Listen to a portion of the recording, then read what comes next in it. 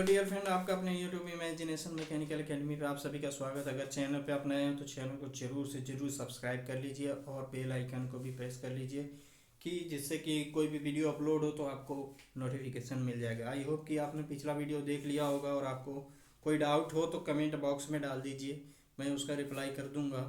अगर आप पढ़ रहे हैं इमेजिनेशन मैकेनिकल एकेडमी पे तो आप एक इमेजिनेशन मैकेनिकल एकेडमी के आप एक परिवार के सदस्य हैं, तो आप अपनी जिम्मेदारी समझिए और अच्छे से पढ़ाई करिए। और सब्सक्राइब जितने लोगों ने नहीं किया वो चैनल को सब्सक्राइब जरूर से ज़रूर करें। जो हमारे साथ नए जुड़ रहे हैं वो भी सब्सक्राइब करें, जो पुराने जुड़े हैं उनका तो स्वागत ही स्वागत है। हमारे दिल में उनके लिए बहुत बड़ी जगह है। अब बयां नहीं कर सकते यहाँ से कुछ भी। चलिए हम आगे बढ़ सकते हैं।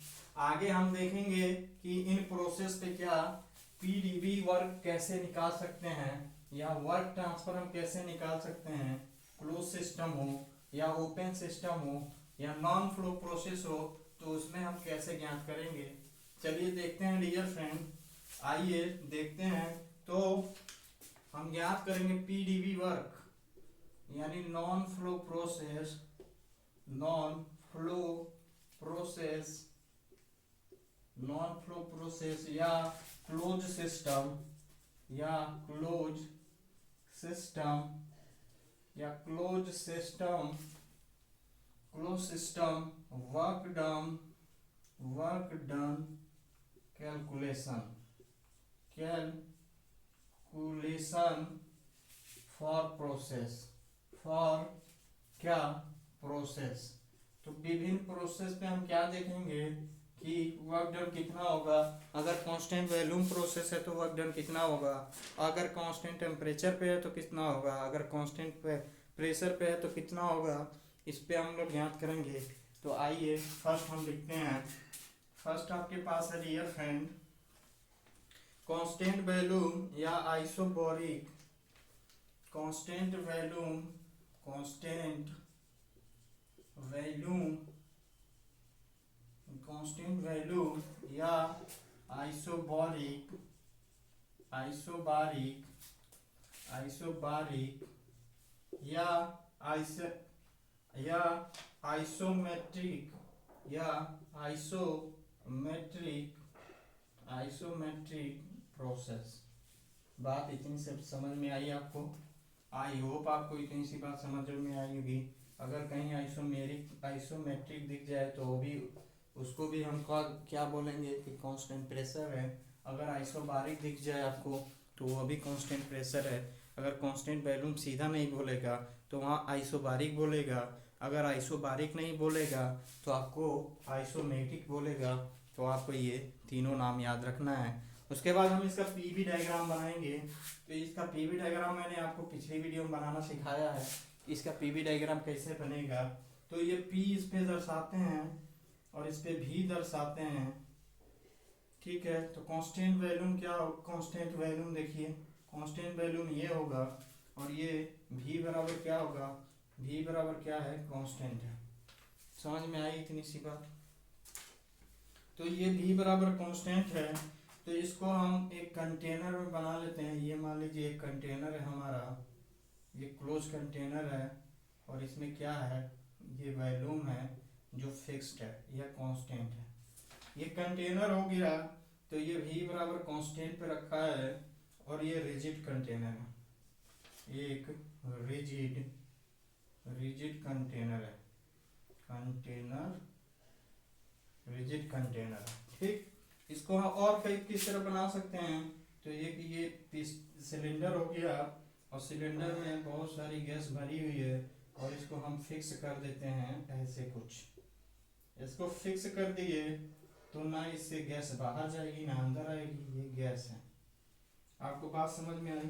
अगर यहाँ से क्यू दे रहे हैं और इसको फिक्स कर दिए, चलिए क्यू मत दीजिए, यहाँ भी बराबर कांस्टेंट सीधा बना दीजिए, ठीक। आपको इतनी सी बात समझ में आई?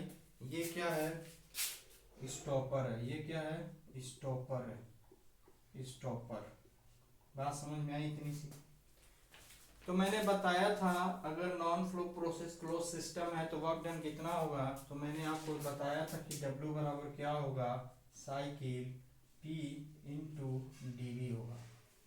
तो यहाँ v बराबर कांस्टेंट दिया हुआ है, v बराबर कांस्टेंट मीन्स dV बराबर कांस्टेंट, तो W इज इक्वल टू क्या, साइकिल P इंटू जी, dV बराबर इंटू 0, तो यहाँ से W कितना निकलेगा, 0। तो आपको दिख रहा होगा कि अगर कांस्टेंट वैल्यूम है या आइसोबैरिक है या आइसोमेट्रिक प्रोसेस है तो उसमें W बराबर क्या होगा, उसमें W बराबर क्या होगा, तो 0 होगा, उसमें वर्क डन नहीं होगा। तो इतना सा बात समझ में आई होगी आपको, इतनी सी बात समझ में आई होगी। अब हम देखेंगे कांस्टेंट प्रेशर पे वर्क डन कितना होगा। तो कांस्टेंट प्रेशर पे आते हैं, ये पहला हो गया। दूसरा आपका है कांस्टेंट प्रेशर, दूसरा क्या है, कांस्टेंट प्रेशर, कांस्टेंट प्रेशर या आइसोबारिक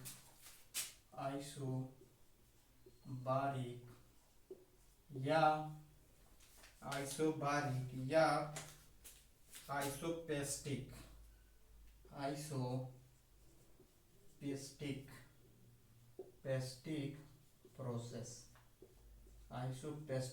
प्रोसेस। इतनी सी बात समझ में आई आपको। अब डियर फ्रेंड यहाँ देख रहे होंगे कि हम कांस्टेंट प्रेशर पे वर्क डन देखेंगे कि क्लोज सिस्टम या नॉन फ्लो प्रोसेस में वर्क डन कितना होगा। तो आप देखिए मैंने ये एक अरेंजमेंट बनाया है क्लोज सिस्टम का, ये पिस्टन हो गया, इस पे कोई भार रखा हुआ है W या M रखा हुआ है, और ये पिस्टन है और इसमें क्या है, इसमें गैस है, और ये ऊपर नीचे आ जा सकता है। दिखा आपको, ये ऊपर नीचे आ जा सकता है, और ये एक पिस्टन है और ये एक सिलेंडर, इसमें गैस भरी हुई है। तो इसमें गैस भरी हुई है तो कह रहा है ये कंप्रेशन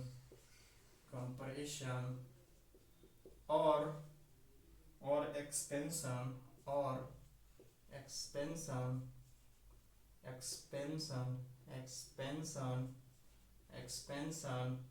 कंप्रेशन और एक्सपेंशन सम एडेड लोड, सम इसको मिटा देता हूं मैं,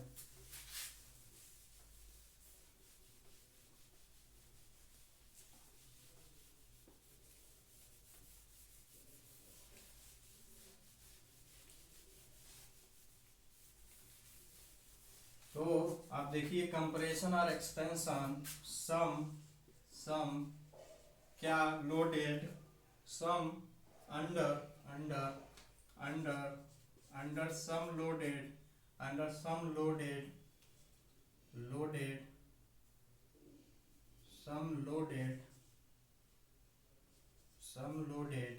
क्या है, सम लोडेड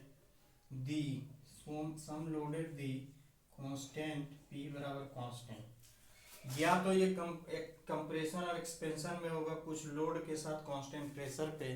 तो ये अरेंजमेंट बनाया गया है। अब इसका हम पीवी डायग्राम पे देखेंगे, ये P हो गया, ये P हो गया और ये V हो गया। तो देखेंगे आप कि ये क्या है आपका, ये है आपका सिस्टम, ये है आपका पीवी डायग्राम, ये आपका पीवी डायग्राम हो गया। तो इसको हम ड्रॉ कर लेते हैं कुछ ऐसे, ये V1 हो गया और ये V2 हो गया, और ये P बराबर क्या है, कांस्टेंट है। तो इतने का वर्क डन हमको निकालना है, क्या होगा। तो मैंने आपको बताया था डियर फ्रेंड, इतने का वर्क डन निकालना है तो हमें W इज इक्वल टू क्या बताया था मैं, नॉन फ्लो प्रोसेस होता है तो P इंटू dV होता है। ठीक है डियर फ्रेंड, इतना मैंने आपको बताया था कि क्या होगा। तो आप देख रहे होंगे कांस्टेंट प्रेशर पे, यहाँ से W बराबर क्या निकलेगा, P V2 माइनस के V1, ये हो गया आपका P कांस्टेंट प्रेशर पे वर्क डन। बस इतनी सी बात है। आप देखेंगे कि अगर कांस्टेंट प्रेशर पे हम किसी स्टेट को चेंज करते हैं, स्टेट 1 से स्टेट 2 पे जाता है, स्टेट 1 से स्टेट 2 पे जाता है, तो इसका स्टेट चेंज होता है, तो V1 से V2 में चला जाता है, तो V2 माइनस V1, तो तो हमारा initial final point minus initial point, तो इसमें dv क्या हो गया, चेंज हो गया, तो p into V two minus V one. इतना याद रखना है। ये हो गया आपका वर्क डन कांस्टेंट प्रेशर पे। आगे बढ़ते हैं। आगे आपका डियर फ्रेंड आइसोथर्मल प्रोसेस, इसको मिटाते हैं हम।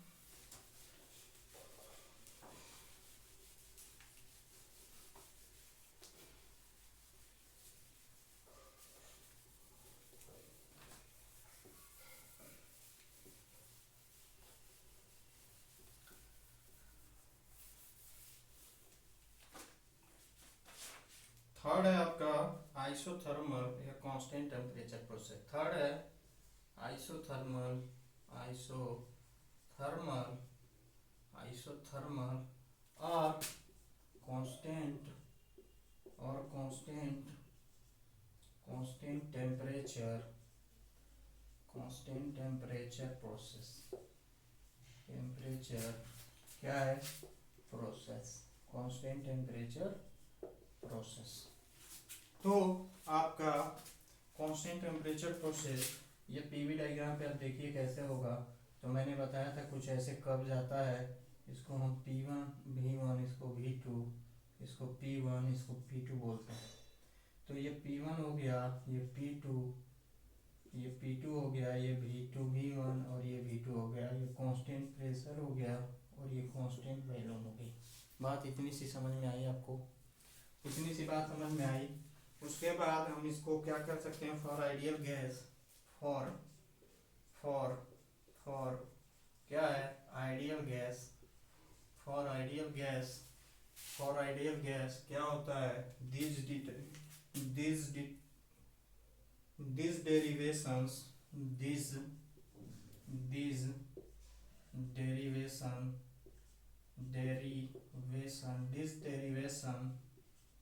derivation also valid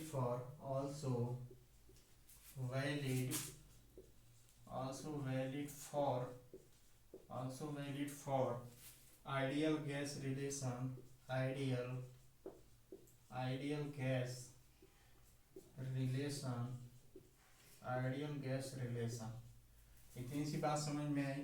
ideal gas relation between P, V and T। Ideal gas relation P, V and T is क्या होता है, PV बराबर MRT। ये मैंने पिछले वीडियो में बताया था कि इस पे अगर कोई प्रोसेस फॉलो कर रहा है, PV बराबर MRT पे टेम्परेचर कांस्टेंट है, तो मैंने आपको बताया था डियर फ्रेंड, मैंने आपको बताया था, क्या बताया था कि अगर टेम्परेचर कांस्टेंट हो जाए, यहाँ से T बराबर अगर हम कांस्टेंट लिखें, T बराबर कांस्टेंट, इसमें T बराबर कांस्टेंट लिखें, तो मैंने बताया था कि PV बराबर क्या होगा, कांस्टेंट हो जाएगा।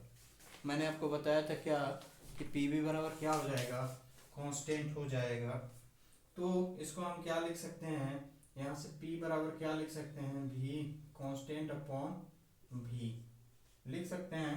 इस V को मैंने इधर भाग कर दिया, तो ये हो गया। या इसको हम क्या लिख सकते हैं, इसको क्या लिख सकते हैं हम, P1 V1 बराबर P2 V2 लिख सकते हैं।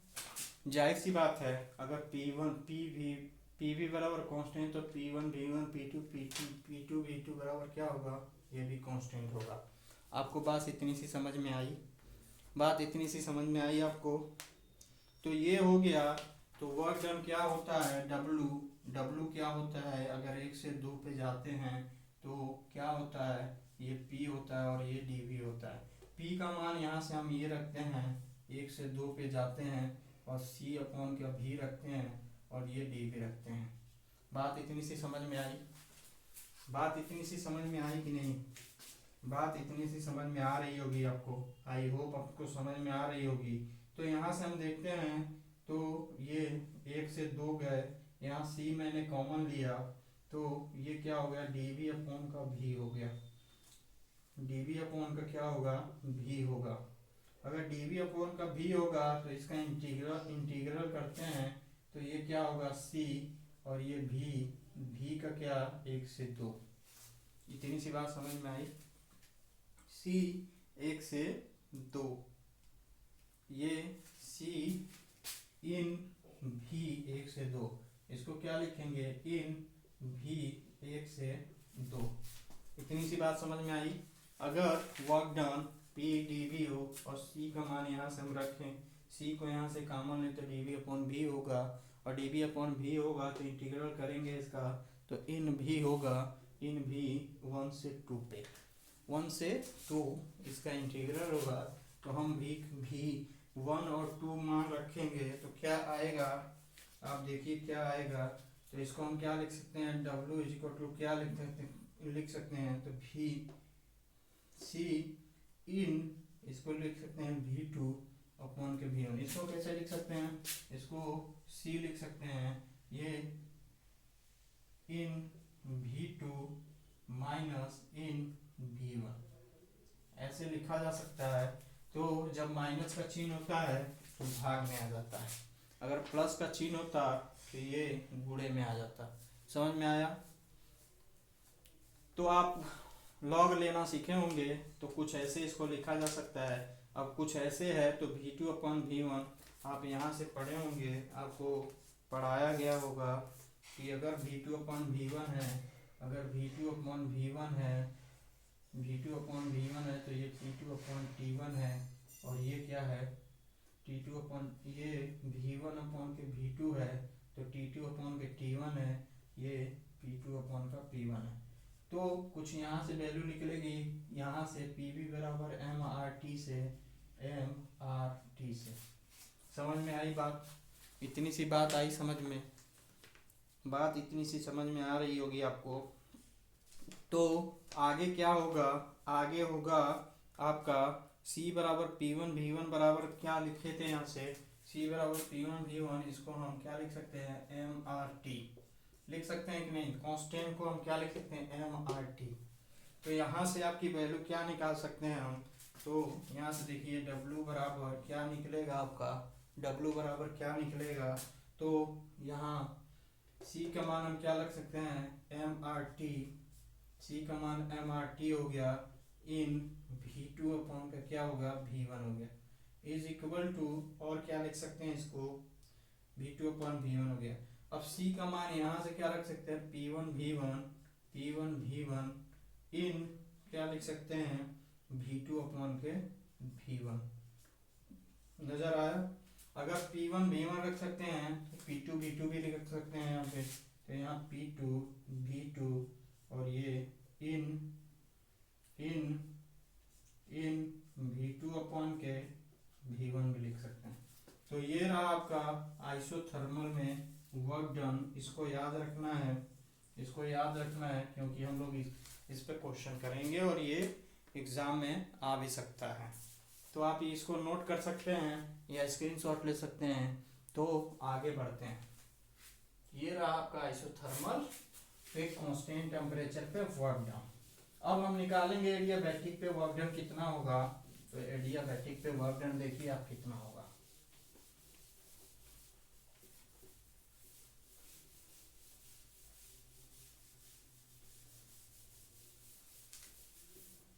देखिए एडियाबैटिक पे वर्क डन कितना होगा। चौथा है आपका adiabatic,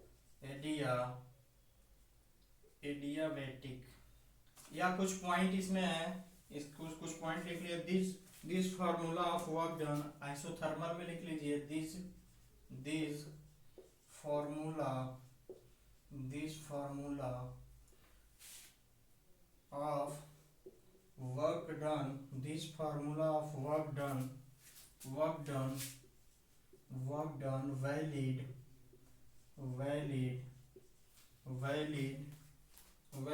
under following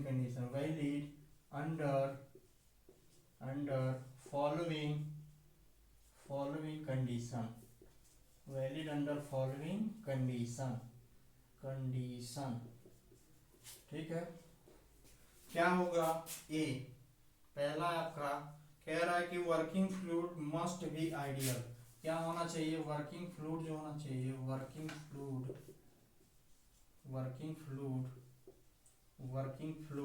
must be working fluid must be क्या, आइडियल होना चाहिए, आइडियल।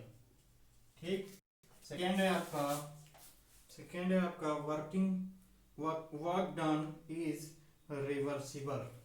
वर्क डन क्या होना चाहिए, रिवर्सिबल होना चाहिए। वर्क डन रिवर्सिबल होना चाहिए, या no friction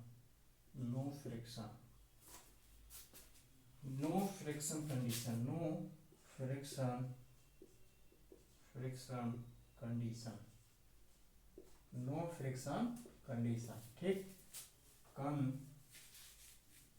condition no friction condition. ठीक है, नो फ्रिक्शन कंडीशन होना चाहिए। और थर्ड दिया है आपका, थर्ड है क्लोज सिस्टम और नॉन फ्लो प्रोसेस सिस्टम होना चाहिए। क्या होना चाहिए, close system and non flow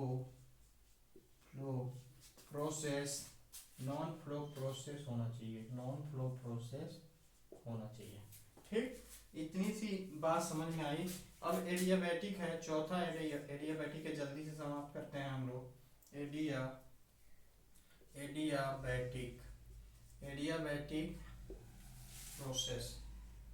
adiabatic process में मैंने आपको बताया था कि पी वी की पावर गामा बराबर क्या होता है, कांस्टेंट होता है। तो पी वी की पावर गामा बराबर कांस्टेंट होता है। यहाँ गामा क्या है, एडियाबैटिक इंडेक्स है। क्या है,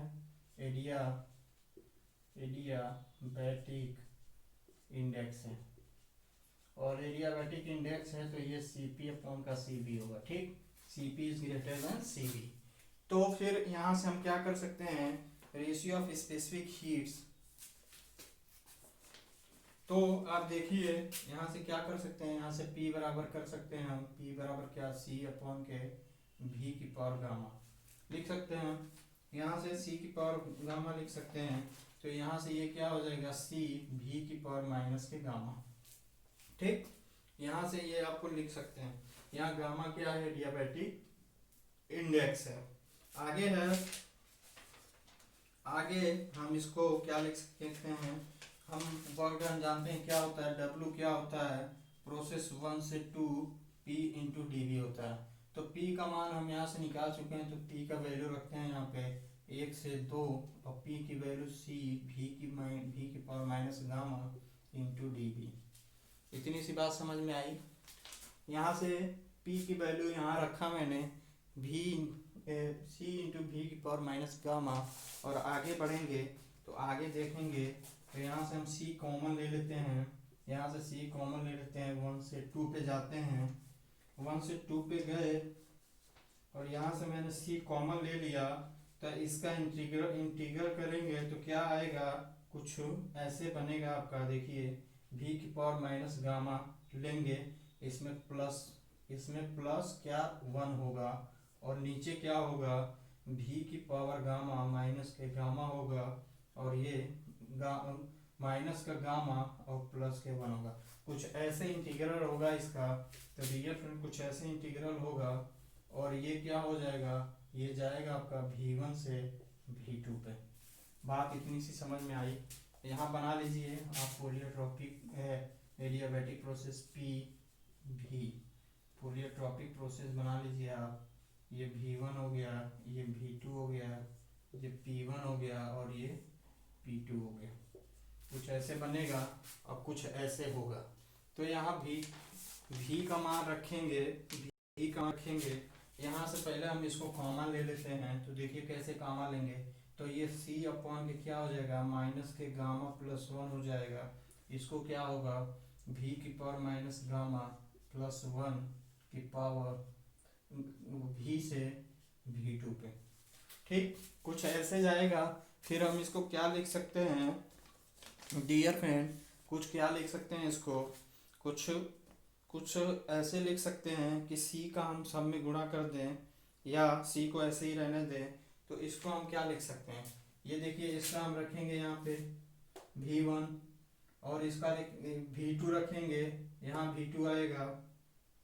तो चलिए देखते हैं क्या होगा। ये क्या रख सकते हैं, इसको हम ये सी माइनस का गामा रहने देते हैं प्लस का 1, और इसको क्या कर इसको कैसे लिख सकते हैं, ये v2 की पावर गामा हो जाएगा, यहाँ v रखेंगे तो v2 की पावर गामा, v2 की पावर माइनस का गामा हो गया, ये प्लस ऐसे ही रहेगा, और माइनस माइनस क्या v1 की पावर माइनस गामा प्लस का, यह माइनस है तो ये माइनस का 1 हो गया और ये क्लोज हो गया।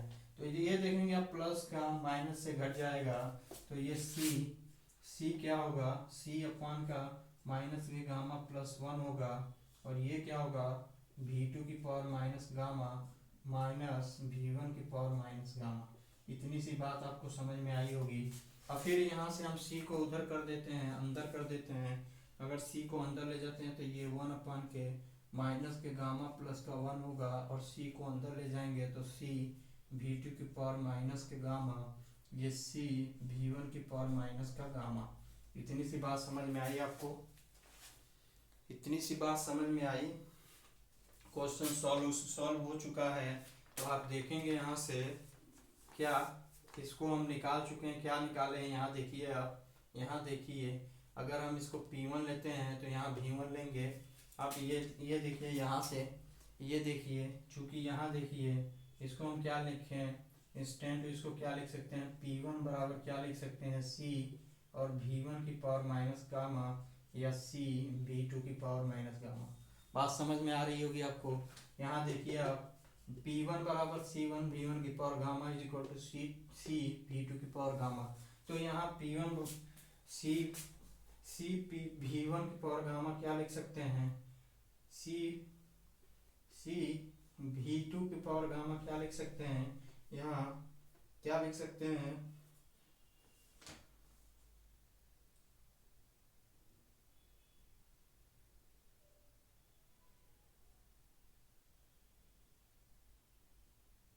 ठीक है कोई दिक्कत नहीं है।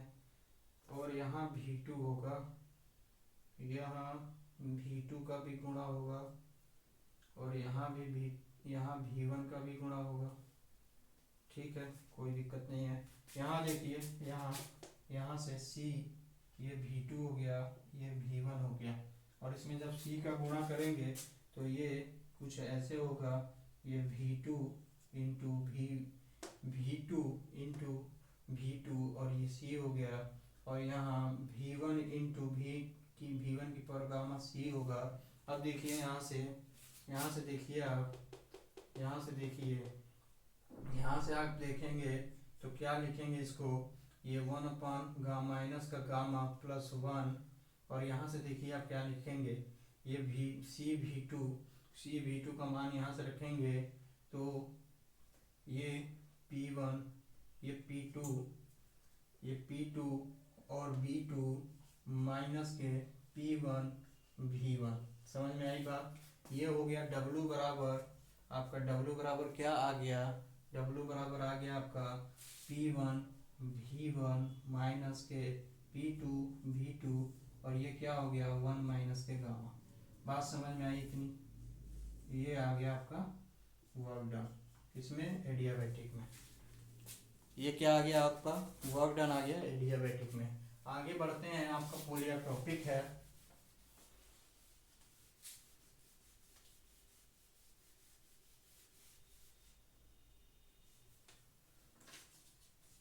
इसको गामा -1 कर लीजिए, गामा -1, ठीक। अगर माइनस को हम भेजते हैं अंदर तो ये P1 V1 माइनस का P2 V2 और ये गामा माइनस का 1 हो जाएगा, ठीक है। आगे बढ़ते हैं। आगे आपका पॉलीटॉपिक प्रोसेस क्या है, पॉलीटॉपिक प्रोसेस पांचवा है। पांचवा आपका पॉलीटॉपिक प्रोसेस क्या है। पॉलीटॉपिक प्रोसेस क्या होता है, तो लिखा गया है पोली मतलब मेनी और ट्रॉपिक मतलब चार्ज। पोली मतलब क्या होता है, पोली मतलब होता है मेनी और ट्रॉपिक का मतलब होता है चार्ज। ट्रॉपिक का मतलब क्या होता है, चार्ज, ठीक। पोली का मतलब मेनी और ट्रॉपिक का मतलब चार्ज। एंड प्रोसेस सिस्टम्स, ठीक है, इतना याद रखना है। तो कह रहा है in polytropic process, in polytropic polytropic process, in polytropic process, polytropic system, polytropic system system polytropic system, we assume we assume we assume we assume the system the system the system the system boundary the system boundary boundary the system boundary relations the system boundary relations the system boundary relations between pressure between pressure between pressure and volume क्या कह रहा है कि पोलियोट्रोपिक pressure and volume का क्या होता है, एक रिलेशन होता है। तो पीवी की पावर एम बराबर कांस्टेंट, इतना सा याद रखना है कि पीवी बराबर कांस्टेंट होगा और इसका सेम प्रोसेस ऐसे ही करेंगे तो डब्लू बराबर क्या आएगा आपका P1 V1 माइनस के P2 V2 और ये n माइनस के 1 हो जाएगा। ठीक है, इस तरह जहाँ से कुछ नहीं करना है, बस यहाँ से P बराबर निकालना है, C ऐसे लिख लेना है और कुछ ऐसे कर्व बनेगा इसका, फिर ऐसे सारे प्रोसेस करेंगे तो ये लास्ट में ऐसे आएगा। तो इसको ऐसे हमने लिख दिया है आपको सीधा सीधा। तो चलिए ठीक है, यहाँ तक रहने देते हैं, हम मिलते हैं नेक्स्ट वीडियो में। अभी के लिए इतना ही। अगर चैनल पे आप नए हैं तो चैनल को सब्सक्राइब कर लीजिए अगर और बेल आइकन को भी प्रेस कर लीजिए, और जो नहीं जुड़े हैं उनसे बोलिए कि आप चैनल को ज़रूर से ज़रूर सब्सक्राइब करिए, क्योंकि यहाँ बेस्ट कंटेंट उपलब्ध कराया जा रहा है। आपको एनटीपीसी की तैयारी कराई जा रही है, जेई की तैयारी कराई जा रही है, आपको यूपीपी की तैयारी कराई जा रही है, आपको जेल वार्डन की भी तैयारी कराई जा रही है, मैथ रीजनिंग आपको बहुत अच्छे से पढ़ाया जा रहा है। और रही बात आपको जेई की तो मैं क्लास ले ही रहा हूँ मैकेनिकल का, और जल्द से जल्द हम क्लासेस यूपी पीसीएल का भी लेके आएंगे। तो अभी के लिए इतना ही, चलिए मिलते हैं नेक्स्ट क्लास में। तो have a nice day, thank you.